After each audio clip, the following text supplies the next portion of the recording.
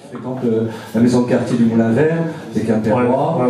C'est là où tu découvres cette vocation pour le cinéma. Ouais, on a commencé en 88, donc moi j'avais 15 ans.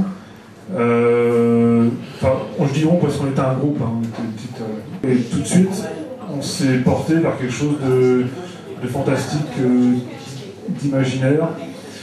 C'était aussi l'époque, il ne faut pas oublier ça, où le festival d'Avoriaz avait beaucoup d'influence encore. C'était la grande époque d'Avoriaz, la fin des années 80. Et donc du coup, beaucoup de films sortaient, un film fantastique sortait quasiment tous les semaines en France à l'époque. Et forcément, ça nous a influencé aussi en fait à un moment donné. D'accord. Et donc tu fais essentiellement du fantastique, tu fais pas de comédie dramatique, c'est pas ton truc? Non, non, de comédie j'ai dû en faire une seule. J'ai dû en faire une deuxième, mais c'est devenu par accident. Enfin, c'est devenu drôle en fait, mais c'était pas le but.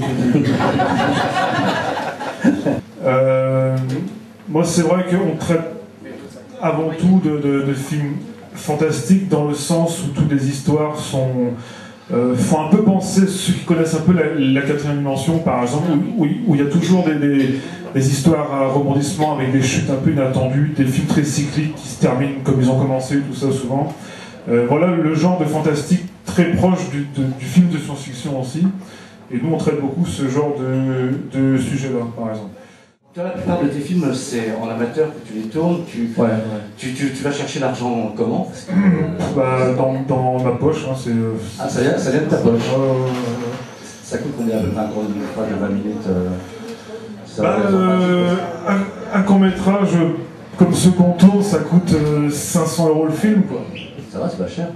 Et un court-métrage que quelqu'un va tenter de faire financer en production, en déposant un dossier souvent bidon à un financeur potentiel, ça va être 20 000 €. On passe les 20 000 € alors quoi. Par rapport à tes 500 que toi tu investis. Si toi tu arrives à faire un film avec 500 €, pourquoi? C'est comment dire, à partir du moment où on demande, c'est un peu compliqué, c'est pas dans tous les cas de figure pareil.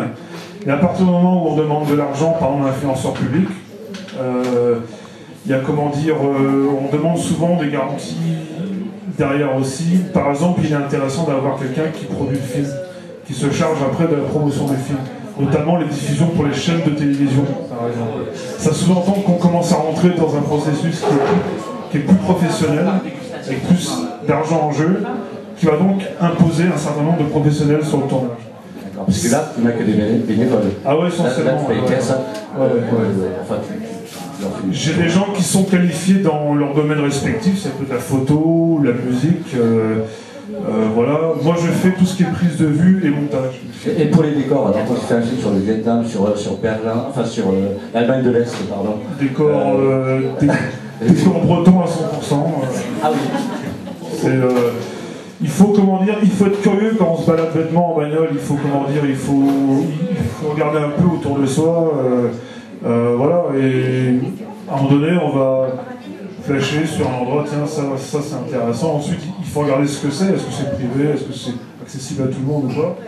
Et on retient tout ça, et un jour, quand on sort un scénario qui se déroule dans tel ou tel endroit, à ce moment-là, on sait qu'à cet endroit-là, on a vu quelque chose qui peut être intéressant, donc on ressort, on retourne sur place en approfondissant.